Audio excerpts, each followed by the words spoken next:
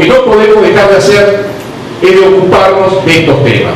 Además de esos temas de los que yo les hablaba, que son fundamentales, la seguridad, la salud, la educación, el medio ambiente, ocuparnos también de los temas que tienen que ver con una verdadera democracia participativa en la Argentina, en la calidad de nuestras instituciones, que en definitiva tiene que ver con que no nos pasen por arriba y que se respeten nuestros derechos como ciudadanos. Por eso es pertinente el panel que los muchachos y muchachas de la flamante filial Concepción han elegido para esta actividad inaugural del Instituto Levenson aquí en Concepción.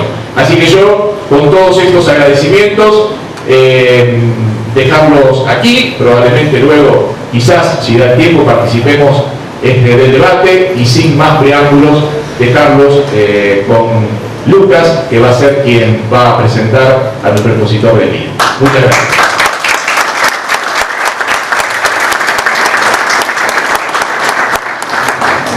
Hola, primero buenas noches. Para nosotros es un verdadero orgullo poder estar acá en la ciudad de Concepción y hacer la primera de las conferencias que estamos preparando a través del Instituto sobre lo que fue la reforma constitucional de 1994, su incidencia en el tiempo y el tema que está en boga hoy, que es la reelección del presidente de la Nación. Tengo el orgullo de presentar a primero un gran amigo y un gran militante, a José Belisle. Él es profesor titular adscrito de la Universidad Nacional de Córdoba en la Cátedra de Derecho Público Provincial y Municipal. Es profesor también de Derecho Constitucional y profesor de Derecho Político en la Universidad Católica de Córdoba. Después de la disertación de José vamos a hacer una serie de preguntas, así que bueno, a partir de este momento los dejo con lo que repito, un gran amigo y un gran militante, el señor José Belisle. Doctor.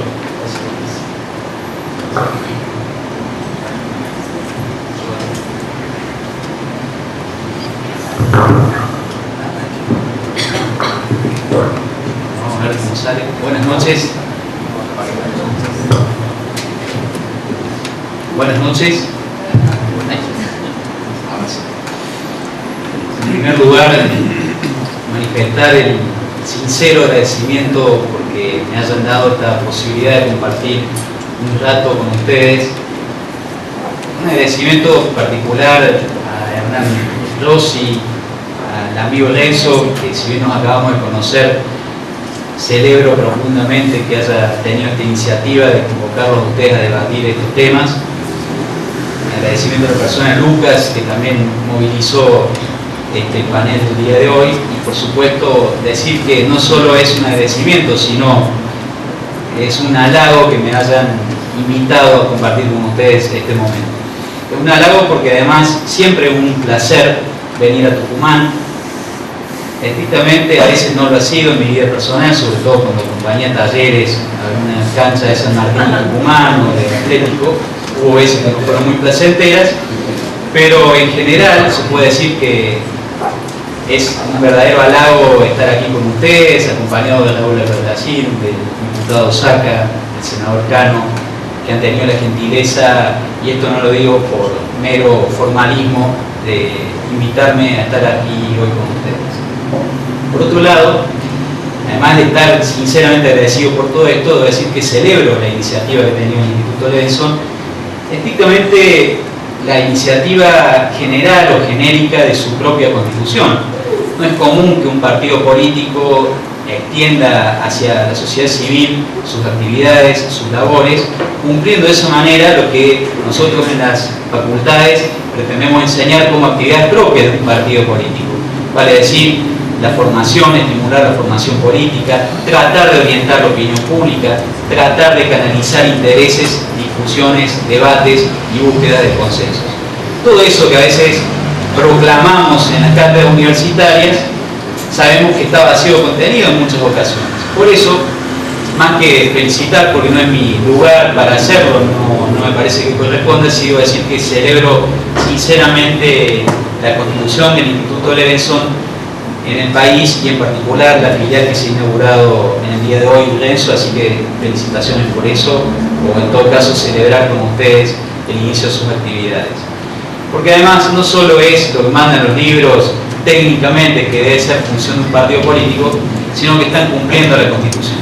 Y están cumpliendo la Constitución porque en el artículo 38, nosotros los abogados somos de hablar mucho de artículos, de incisos y demás, y lo cierto es que en ese artículo, cuando se habla de partidos políticos, la Constitución manda a los partidos a capacitar a sus dirigentes, a capacitar a sus cuadros y además a promover debates en la sociedad civil, que es lo que ustedes en definitiva tienen como propósito en el día de hoy, o en todo caso a partir del día de hoy. Y en tren de hablar de Constitución y cumplir la Constitución, el tema objeto de análisis hoy, o en todo caso lo que podemos decir el título central de la exposición de hoy, probablemente nos mueve a una primera reflexión, a una primera toma de posición, a propósito de la reelección que se pretende instalar en Argentina en estos tiempos. Uno podría decir, como profesor de una universidad, la primera respuesta debería ser: veamos de qué se trata, pensemos qué beneficios podría traer y qué deficiencias se pueden apuntar en el proyecto del que se habla. Pero el problema es que no hay ningún proyecto, o en todo caso, de lo único que se habla es de una eventual reelección de una mandataria y no mucho más. Entonces, ante semejante planteo, la primera respuesta es negativa, anticipándome a lo que serán las conclusiones. Pero esto no es por un mero prurito conservador, temor a los cambios, sino que creo que hay sobrados motivos históricos, políticos, culturales y por supuesto jurídicos y constitucionales que conducen a ese tipo de respuesta. Lo podemos debatir y eso es lo que voy a tratar de hacer con ustedes hoy. Explicar por qué, a mi parecer, ese proyecto no debería tener cauce en la Argentina de estos tiempos.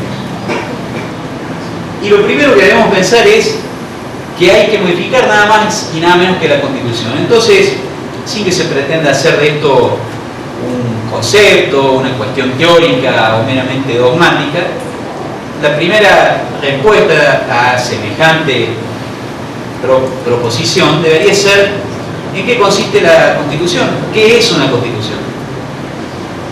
Normalmente, muchos de nosotros a veces nos enfrentamos a ese dilema porque algunos creen que la Constitución es letra muerta, que es un librito, como decía Juan Manuel de Rosas, y por eso se oponía a que en Argentina hubiera Constitución, que en definitiva es un papel mojado, una letra muerta ahí, quieta, vaga, absolutamente inútil. Y la Constitución es nada más y nada menos que la carta de navegación, como decía Alberti, tucumano por cierto, la carta de navegación de los argentinos, en el caso nuestro o de nuestro país. La Constitución es un programa, como decía el presidente Irigoyen. La Constitución en definitiva es nada más y nada menos que un compromiso de la sociedad argentina articulado en un conjunto de leyes, una regla, una pauta de comportamiento. Y esto no es menor. Conversábamos cuando veníamos para acá el sistemático cambio que hay de las reglas de juego en Argentina, la inseguridad jurídica que se plantea a propósito de permanentemente promover cambios jurídicos que en el fondo lo que esconden son cambios a las reglas de juego preestablecidas. La Constitución es eso, es una ley de garantías. Es una ley que en definitiva, por eso la ley suprema, que lo que pretende hacer cuando un país serio se da una Constitución es nada más y nada menos que un límite al ejercicio del poder. En cualquier país del mundo, en cualquier tiempo y cualquier lugar, una dimensión, se dice, universal del constitucionalismo, como una noción básica que nosotros le enseñamos a nuestros alumnos en la universidad el primer día de clases. La noción básica de constitución o de constitucionalismo, ¿cuál sería? Límite al ejercicio del poder. Y no es poco lo que estamos diciendo. A partir de esa noción básica de ponerle límite al ejercicio del poder, fíjense que esto nació en otros países del mundo, en Estados Unidos, para ponerle límite al ejercicio del poder del rey inglés en tierras norteamericanas. Nació es una creación inglesa también para ponerle límites al monarca absoluto de aquellos tiempos, traído el siglo XXI a un lugar como Argentina, es nada más y nada menos que ponerle límite al ejercicio absoluto del poder y al ejercicio absoluto de las mayorías. Porque no pretendo decir que es contrario el constitucionalismo a la idea de mayoría. Por supuesto que la regla de la mayoría es la regla que es el principio central de la democracia. El que gana gobierna porque obtuvo la mayoría. Pero de la mano de eso, ganar, gobernar y tener la mayoría no significa en absoluto que eso sea un cheque en blanco, que cualquiera lo puede ejercer a la manera que le plazca. Hay un conjunto de reglas que seguir y la Constitución está para eso, para organizar el ejercicio del poder y para establecer un conjunto de derechos y garantías de las personas, de los individuos que habitamos en un lugar como Argentina. Digo como Argentina, aunque esto es una noción básica en cualquier país del mundo. Entonces, desde esa perspectiva, promover la modificación nada más y nada menos que de la ley suprema significa que se pueden además alterar las formas de organización del poder, los derechos y garantías de la Constitución y quizás en definitiva las reglas del juego. Eso es muy peligroso si se hace a las apuradas, si se hace con prepotencia, si no se hace con los debidos consensos, con los debidos estudios, pero no estudios universitarios, sino el detenimiento de debatir un tema, y en definitiva si se hace con un único propósito que sea obtener que una persona individualizada gane en posibilidad de obtener nuevos mandatos en el ejercicio del poder. Esto que acabamos de decir se opone entonces también a la noción básica que va necesariamente asociada al constitucionalismo, que es la de forma republicana. La forma republicana no es tampoco una cuestión meramente dogmática, algo que aparece en los libros, aunque está en el artículo primero de la Constitución argentina. Es decir, Argentina adoptó desde 1810 para acá, y cuando digo desde 1810 para acá es porque en el primer gobierno patrio ya se habló de forma republicana.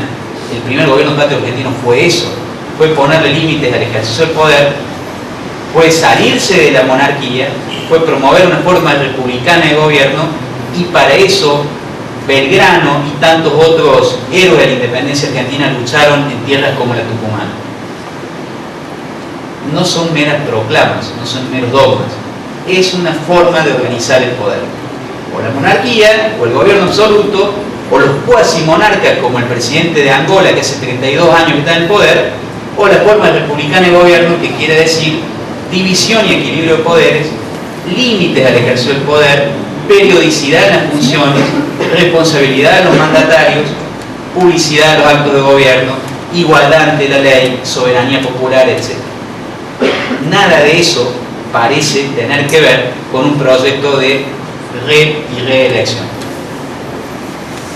Pero si todo esto no bastara con lo que es el propósito meramente reeleccionista, ¿por qué decía al comienzo que creo que hay motivos históricos y culturales en Argentina que me conducen a adoptar una posición negativa frente a proclamas de este tipo?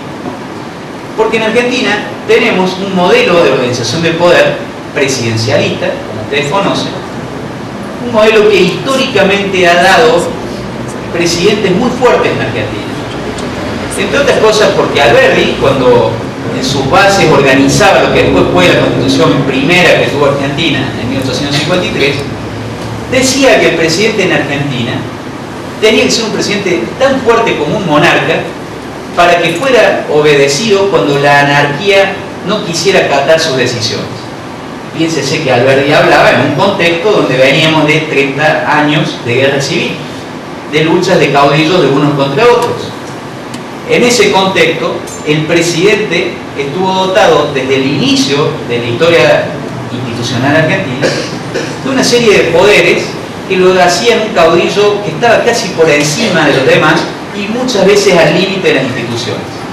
Por ejemplo, el presidente es el máximo responsable de la administración, como en cualquier parte del mundo, pero también tiene facultades militares, también es el jefe, comandante en jefe de las Fuerzas Armadas, también es el que administra y ejecuta el presupuesto, también tiene facultades legislativas, porque a veces el Congreso le confiere facultades legislativas y dictan normas. ¿Se acuerdan lo de la 125, el tema del campo hace un tiempo atrás?